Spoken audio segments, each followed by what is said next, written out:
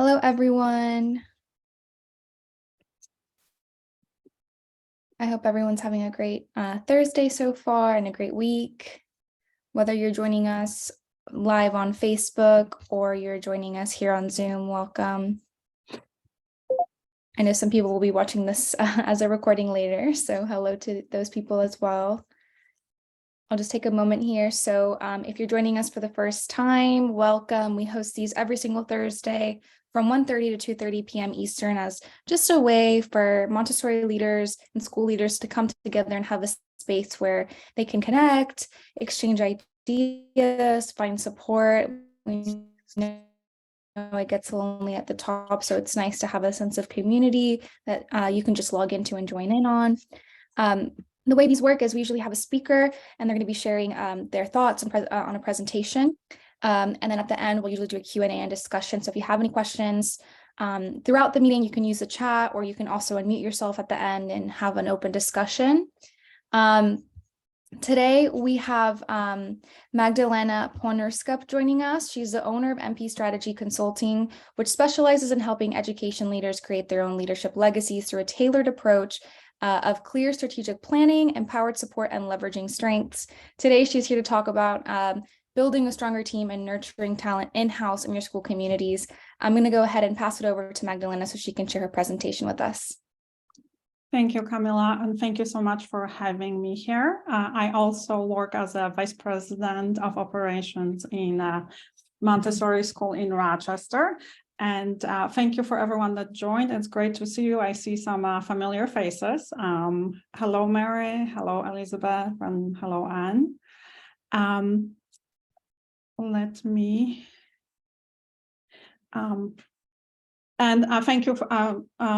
Thank you and welcome everyone on the live stream and everyone that's watching the recording.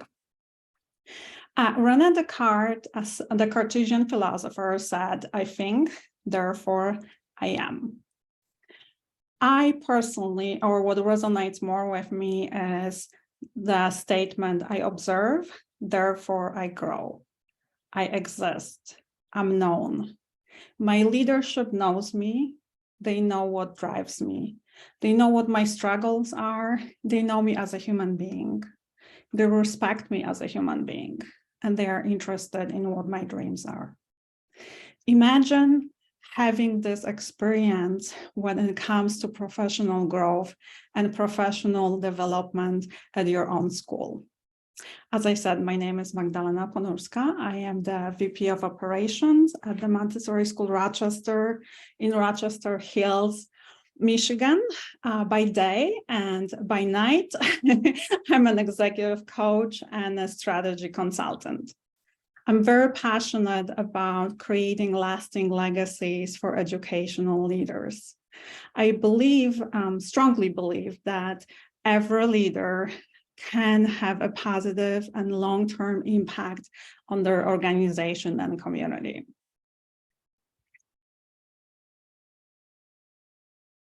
As many of you know, Maria Montessori was a scientist and medical doctor who applied her skills to observing children. Through careful observation and experimentation, she was able to create educational materials that not only engage and stimulated children, but also helped them reach their full potential. So what if we apply Montessori approach to talent cultivation and development within our own schools? Imagine if we made the time or took the time to carefully observe our current faculty members, looking for potential for growth and development. What if we allowed ourselves the freedom to experiment and make mistakes as we explore new opportunities and allow our faculty members to step into leadership roles? The art of observation starts with us. So let's start at the baseline and look at, or take a couple minutes to look at how well do you know your current faculty and staff? How well do I know them? So take the next 60 seconds and write down the names of your 3 newest faculty members, 3 of their strengths, and 3 of their aspirations. And aspirations being dreams, what they are absolutely passionate about. I'm going to start the clock. Oh, and Camila has a document, a PDF file for everyone that I think, Camila, you're putting it in the chat, that you can download it from. Yes, it should be in the chat now. I just sent it. Awesome. So grab that from the chat, or just grab a piece of paper. Your phone works too, anything that allows you to take notes.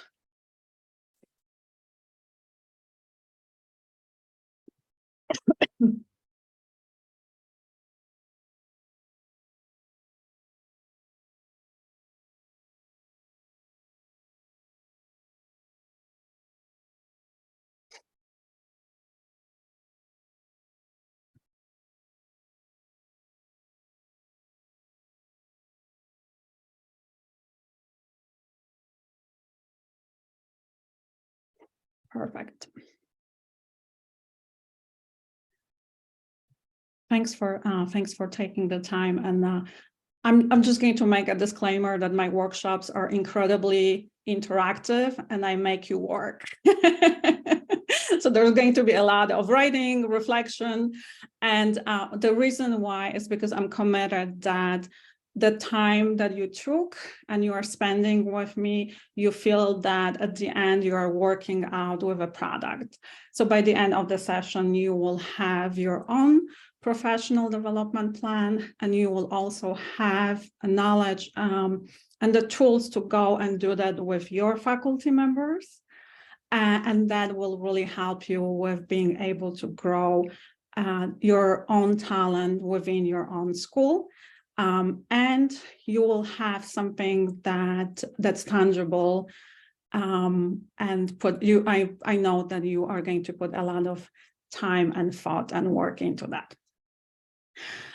Just as Montessori did for the children she worked with, we can do exactly the same thing for our faculty and staff by observing and experimenting, by creating an environment where people feel safe to take risks, they feel safe to make mistakes, they learn from them, and we are fostering a culture of growth and expansion.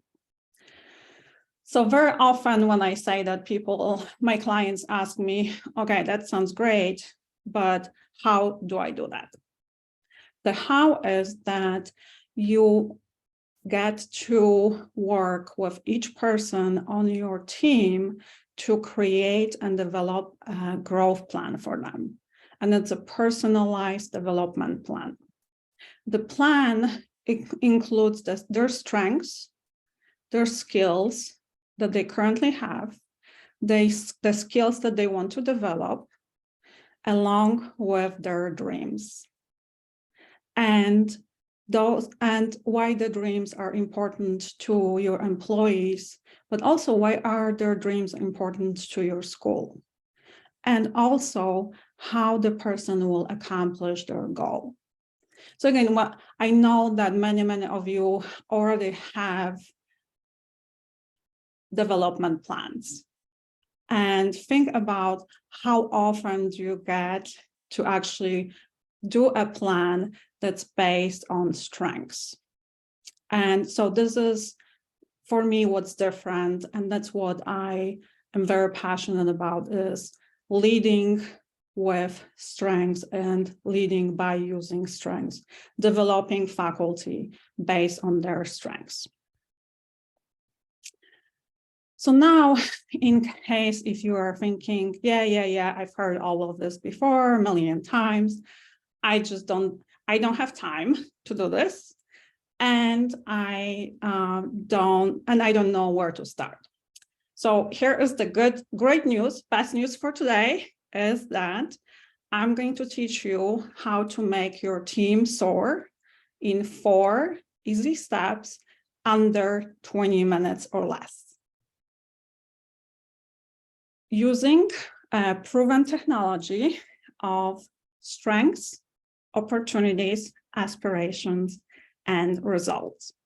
This is a framework that comes from actionable strategic planning from corporate.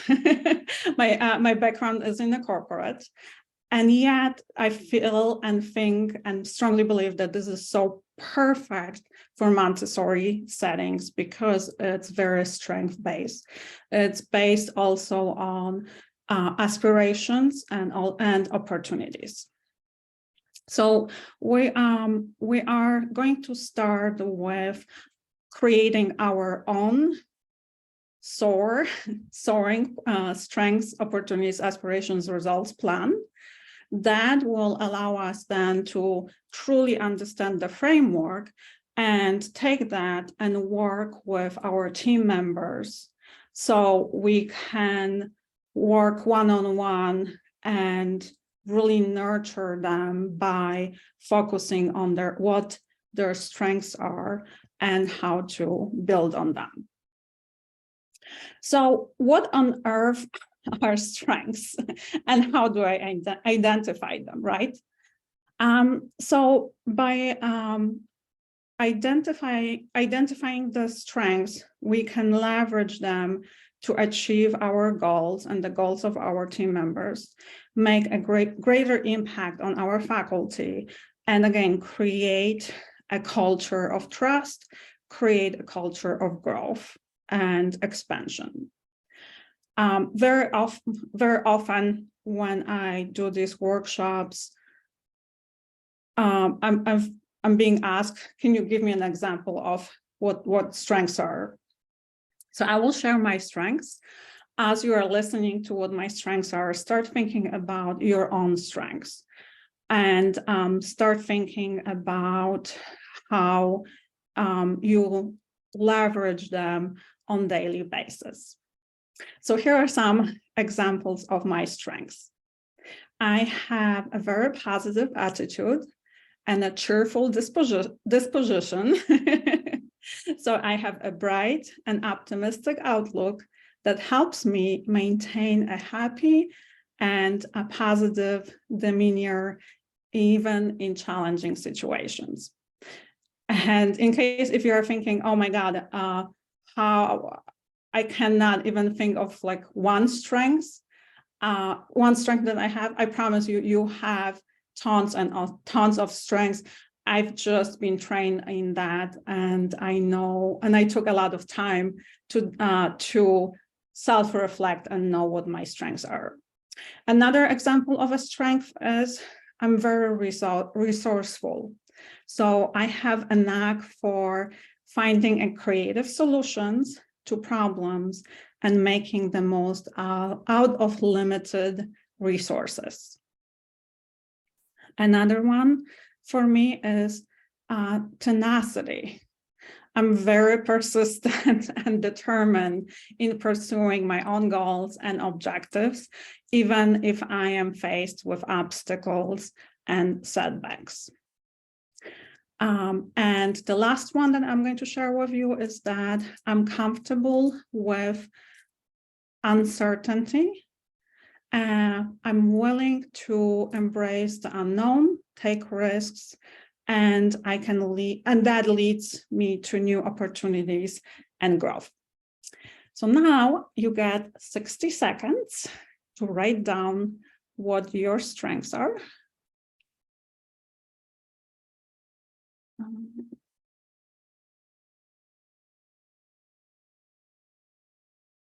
Another way to think about it is, what is it that I do well?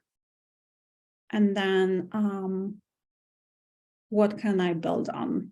Those are another spaces to look at.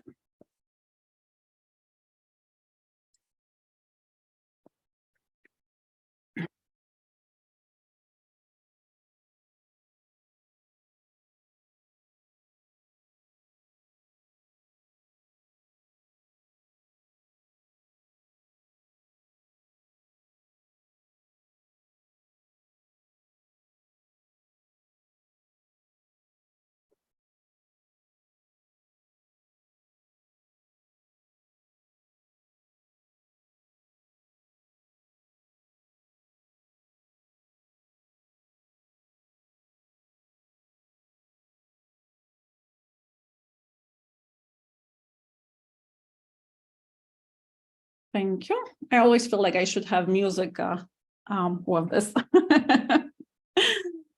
Opportunities. So by creating and seeking opportunities for growth and development, we can develop new skills and expand our leadership roles. So again, when you think about opportunities in your own life, opportunities for growth, for expansion, for building your team, for reflection, start thinking about specific examples that you can leverage and combine with your strengths. So for example, one of my strengths is tenacity and not giving up on my goals. How do I turn that strength and look for opportunities in a challenging situation? AKA when there are shortages of faculty, how do I look for opportunities within my current community to solve that? Who can I invite to step in? Who can I call? So those are examples, really good examples of opportunities that I create on a daily basis, just based on tenacity. So you get 60 seconds to write down what at 1 or 2 sentences on what are the opportunities that you see for yourself based on the strengths. What are some of the best things out there for you? And then what are some of the things that you can consider doing differently based on your strengths?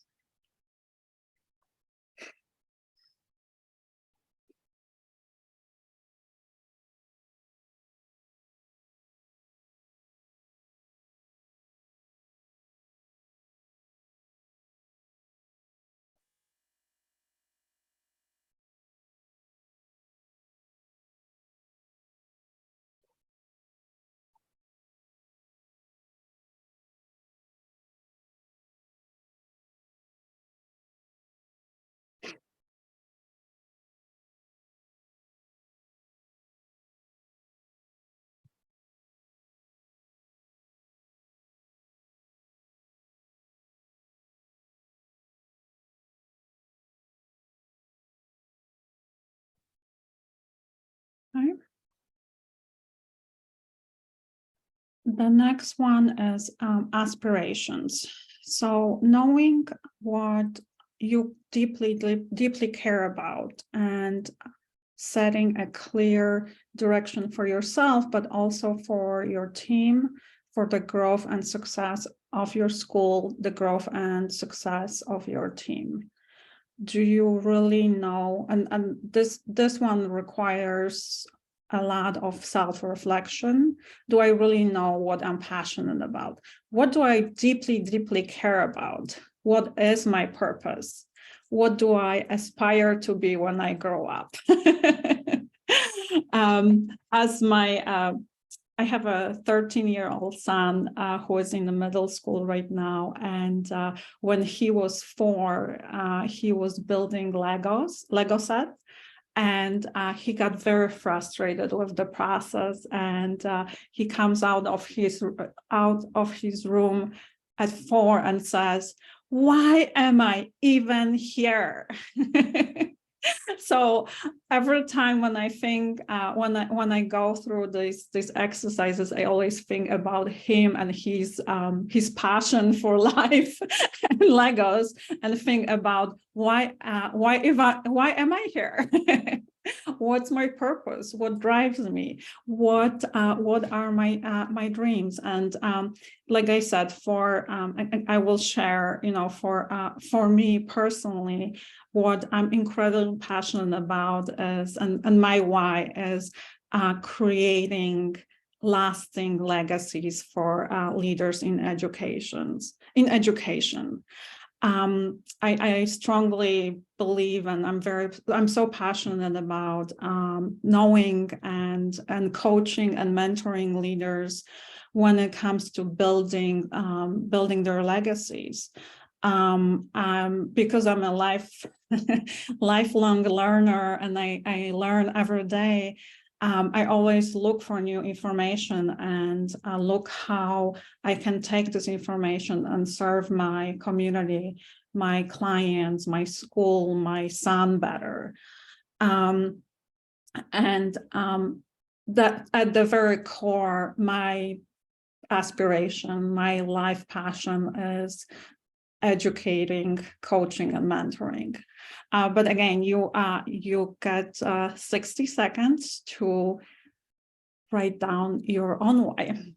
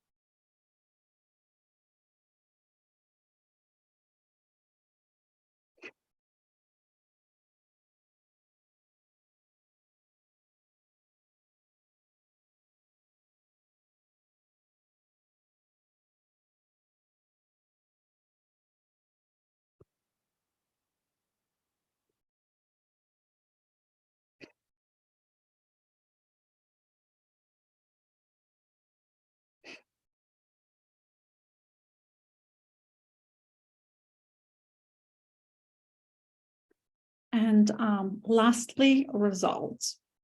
By focusing on the results, we can measure our progress and make adjustments as needed to ensure that we're on track of achieving our aspirations.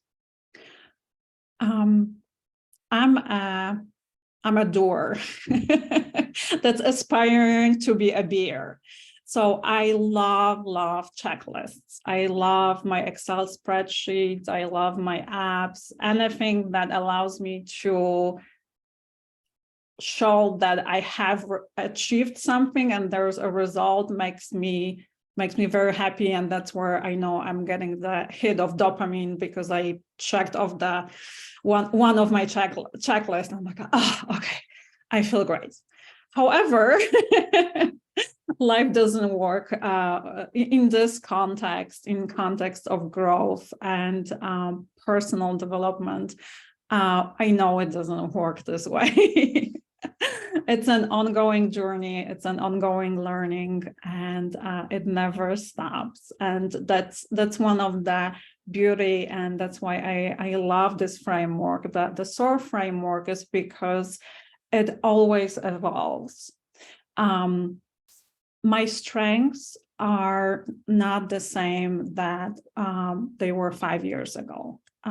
What's strong in me right now, it's very, very different from 10 years ago, probably even from yesterday. So I get to go back and adjust my plan, my growth plan, based on what strengths I've developed, what do I feel that I've accomplished, and then align that with my aspirations, with my opportunities, and with my results. So again, I will share some of the examples that I've created based on this framework. And then you get an opportunity to look for yourself and think about what are the results that I'm looking for. So for me, what was important and what I was committed to creating based on my strengths was creating a more fulfilling personal life that allows me to spread joy and positivity around me. And I've worked really, really hard on that one.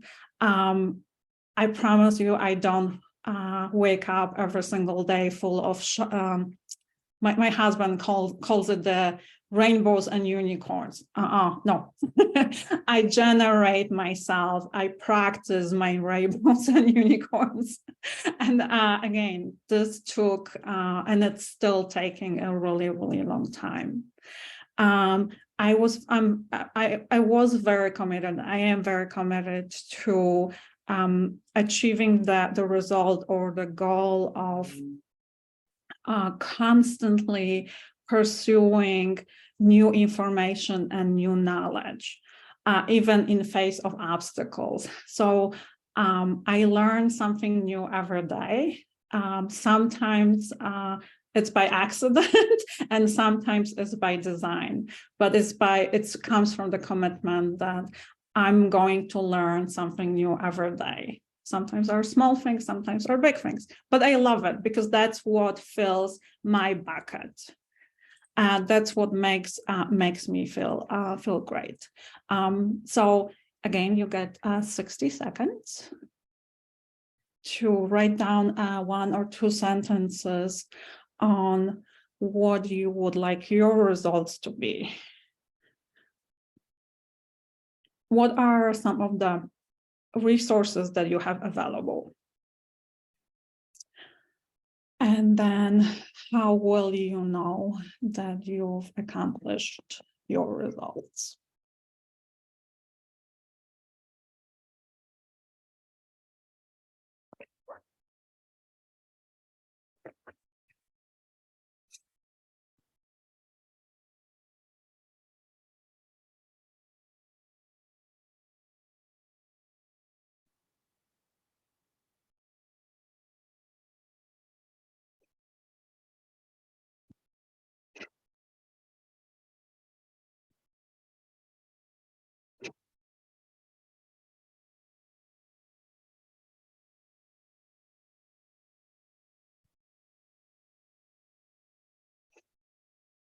Perfect. So congratulations.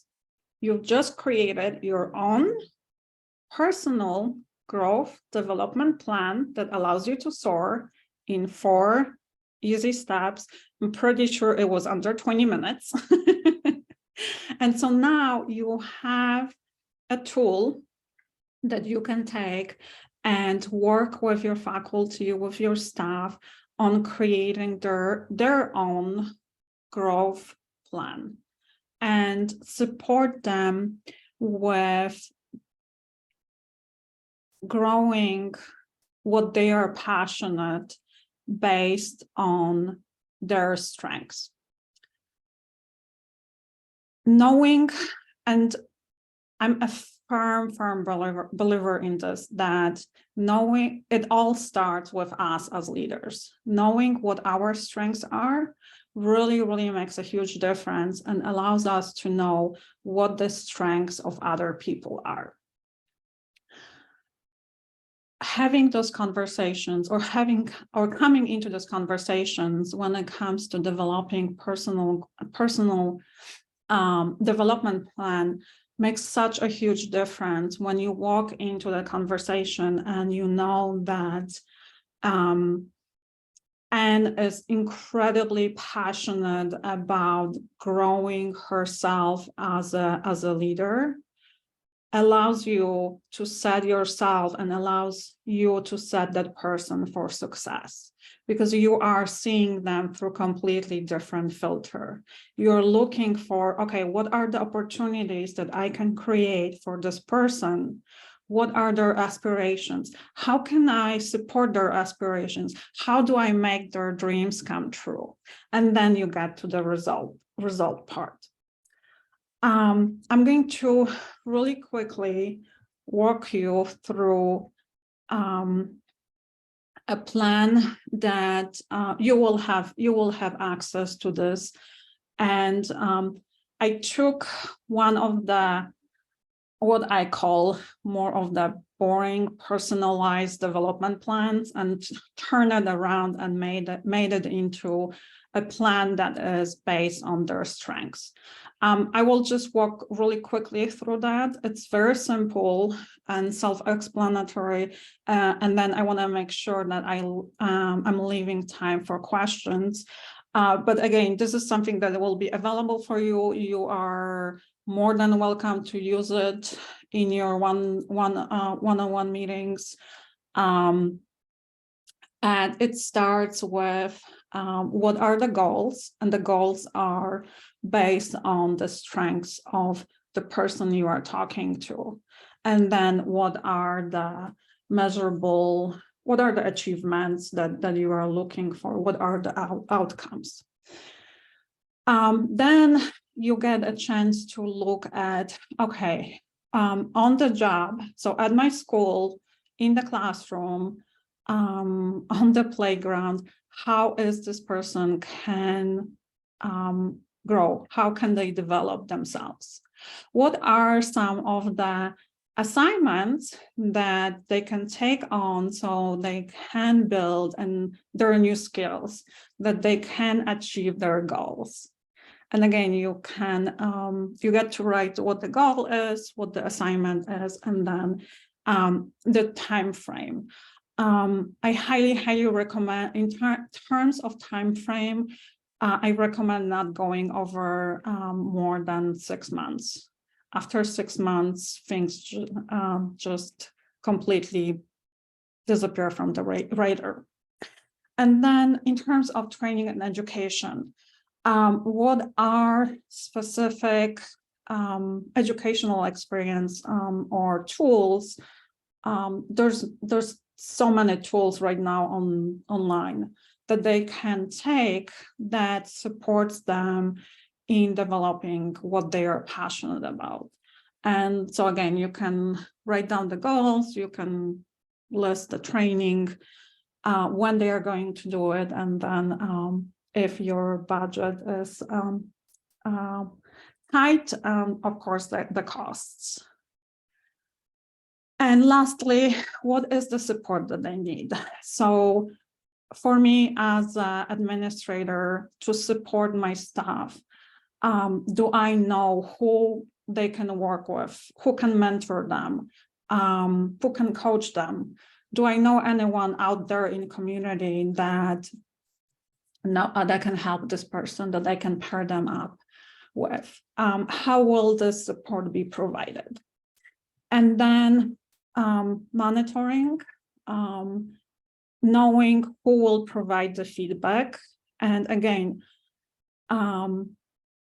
you don't have to be the one that's providing the feedback. The feedback can come from other teachers, they can come from mentors, they can come from coaches, from parents, from peers. So again, start thinking about in the terms of, or in terms of the framework of like, this is something that I can actually delegate, or I can collaborate with my employee while developing this. It does, I promise you, all this work is not on you. You are not the one that's responsible. They are responsible for that. You are helping, you are guiding, and you are mentoring them. It's on them. And then what's the time frame? What's on the date you are starting this on? And then when you anticipate that they will be completed. And then I highly recommend that both of you sign off on that because it really allows the employee to feel like they are part of this process, and they know that they have a stake in it, and that you are holding them accountable. Okay, that's all I had. And right now I am going to open it for questions, comments. Coaching, mentoring. You can feel free as well to just drop anything in the chat. We'll make sure to read it. Perfect. Yeah, I did open the chat. Does it did it resonate with you guys? Does it help in terms of like having a framework that you can take back to your school that will support you and will support your staff with growth? Jessica is nodding. Elizabeth is nodding. No, I was just going to thank you for the worksheets that you have, because I think it does sound a little overwhelming, especially when you're looking at 20 to 30 staff to sit down with and do this. But if, you know, we're already in a good habit of regular meetings, and I think this would take less time, according to you, this would take less time than one of our, you know, regular monthly meetings. And I think if you're, you know, only doing it twice a year, then that sounds very manageable. And I think I think the teachers would really appreciate it. So I think this is great. Thank you. You're welcome. And again, it's truly magical. The magic happens the moment you ask someone, what is your dream? Or why are you here? I had so many people telling me that, you know what, in my whole entire life, no one ever asked me this. I'm like, yep, I know, because I was for 17 years, I was in a corporate and I never had this conversation, right? And that's, you know, that's part of where my passion comes. It's because I really want our employees, our teachers to have this experience that I'm seen, I'm recognized, you know me, you know who I am, you know what my dreams are. And with 20, 50, you know, 100 people on your staff, is it difficult? Absolutely. It is challenging. And yet, it takes only 20 minutes, right? Because you get to do it at the beginning of the year, 20 minutes at the end of the year. And then they are the ones that are responsible, right, for that. I'm not going to stop sometimes I do. I know they are passionate about, and they are working on, I have a couple of people that are working on getting a degree in art. So I would ask them, you know, how is that going? You know, can you do a workshop for me? You know, can you bring your skill, passion, and turn it into a workshop for faculty, for children? But then, you know, the other people, I'm not going to ask, you know, well, I know that's what's really important for you, and your dream is to develop yourself as a better rock climber, right? It's important to them, and they are the ones that are working on it, that they have accountability partners or mentors. And at the end of the year, they are the ones that will tell me, well, this worked really well, or not so well. And I'm going to do something different, right? So it is, you know, to me, it is truly magical. So, any other questions?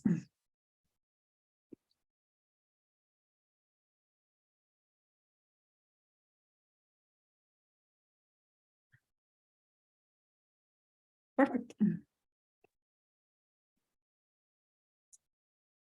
Any ideas or comments before we wrap up? We might wrap up early today if not, but if anything comes to mind. Is anyone having any challenges in this particular area that they might want to ask about?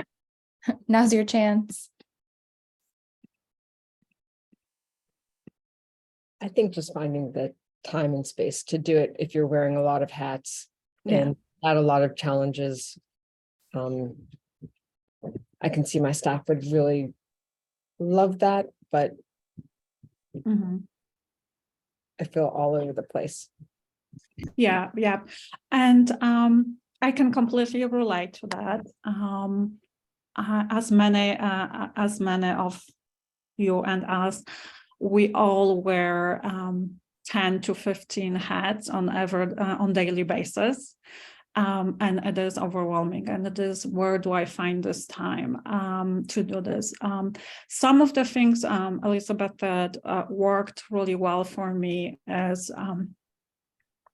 committing myself to doing just one person a day. So when I did make the mistake. So, okay, learn from my mistakes. So when I started, I was very ambitious, and I'm like, oh my God, I'm going to do 50 people in 1 month, not a problem, right? It never happened. Life started happening, right? And the toilets were leaking, and there was no one to do hot lunch, and there were holes in the classroom, etc. So then I was like, okay, I'm going to spread it over 2 months now, and I will work really, really hard. It didn't work either. So I'm like, okay, I'm still committed. I'm still going to do it. I'm just going to try doing like one person a day. I will come 15 minutes earlier and meet with them. Okay, that worked a little bit better. So it's, like it's a continuously experimenting and trying different things, and then not getting disappointed that I didn't get 50 people done in 1 month. It was more of like, okay, I can spread it. And then it was like, okay, who else can I train on this that could help me, right? So then I got like 2 people, and they were like, I don't know, I don't feel very comfortable, but okay, we'll try. And so then then they started doing it. I was like, oh my God, I love it. I'm actually going to use it with my children, right? So then it was like splitting it between the 3 of us, and then doing it in 2 months, 1 person at a time. And so just trying on different things, and then finding out like what works for you. And absolutely, there's never enough time, because we get to wear 15 hats every single day. Yeah. I feel like the way that I would approach this is, considering the time of year, a lot of my teachers' kind of positivity is flagging a little bit, especially in a gray, rainy day like today in Michigan. Yeah. So I would kind of prioritize and pick out those teachers that I really kind of see dragging a little bit. Because the beauty of this, from my perspective, is that it starts with strengths and ends with what's your big picture goal? So it refocuses, and I'm not talking just work, okay? What's your big picture goal? What impact do you want to have? And I think that when you help humans, not just teachers, but when you help humans to really focus on what positivity is currently in your life, and can you capitalize on to maybe produce more of in your life, it can lift spirits and just refocus energy to produce a different outcome. And so I would start with those teachers, and I only have 12 leads, but I have 2 in mind right now, thinking this is probably going to be something that will really help them get through to the middle of March. Yeah, thank you, Anne, for that. And we call it, so in Michigan, we came up with this term called I feel February. So that is no energy, lack of sunshine. Everyone is very crabby. It's very cold, and no one has any energy. So yes, that is spot on. And yeah, so injecting in February positivity, but also focusing, and I will go back and tie it back to the strengths, right? When I walk through the hallway and I see teachers experiencing February, right? And I see that they are tired, they are burned out, they have low energy.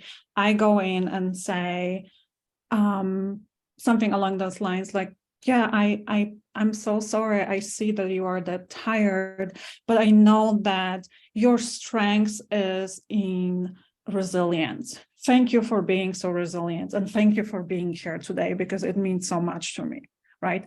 So over time, I've trained myself, and not only myself, but also my staff, on really being able to know and use the language of strengths. And then when someone hears like, oh, okay, I'm resilient, that I feel a little bit better. Not 100%, but now my energy just went up. I'm a little bit more optimistic because so and so said that they appreciate that I'm here. Okay, I think I will make it through the day, right?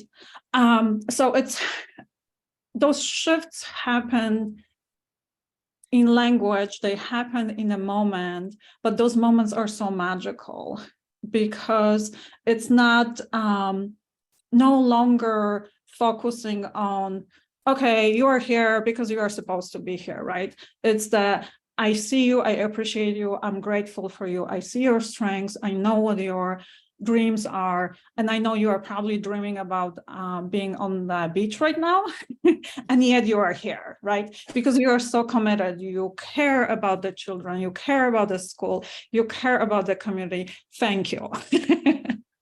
Right? So it's, for me, again, the magic of strengths.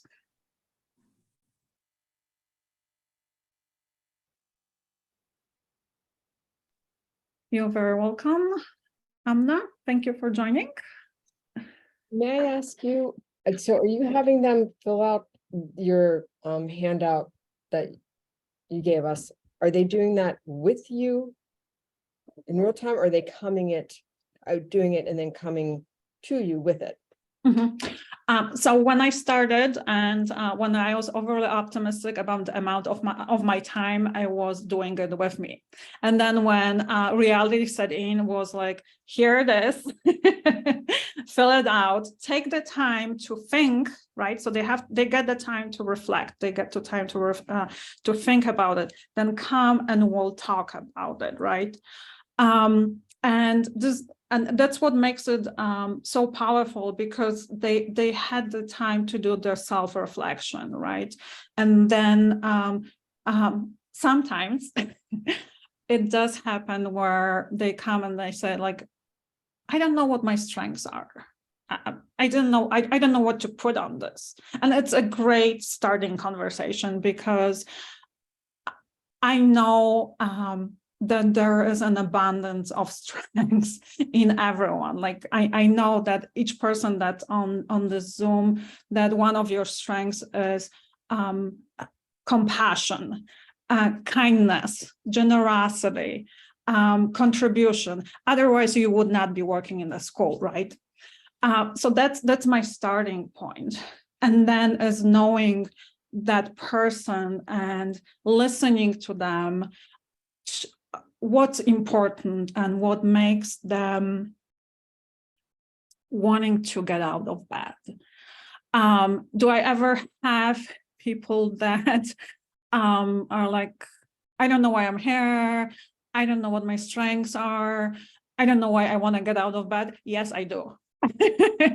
Right? So then it's like, then the next step is, and I'm giving you guys all my coaching secrets.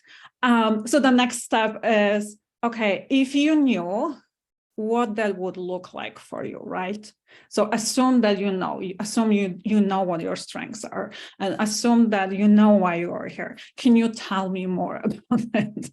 And then, those are really, really powerful, open-ended coaching questions that allow me to really know the people and know my faculty, and same thing for my for my clients. The other so I'm really quickly, I'm just going to share this most incredible question that I've recently discovered thanks to Brené Brown. So for myself, I declared the year 2023 the year of courage and the year of vulnerability. So I've been studying a lot of Brené Brown. And she talks about empathy and what empathy looks like.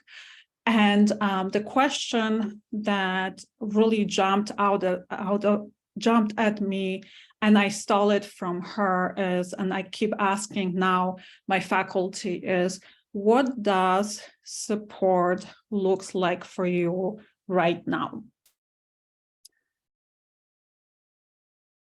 And I had no idea how powerful it was until I started asking it, because the support that I thought I was providing was not what they needed.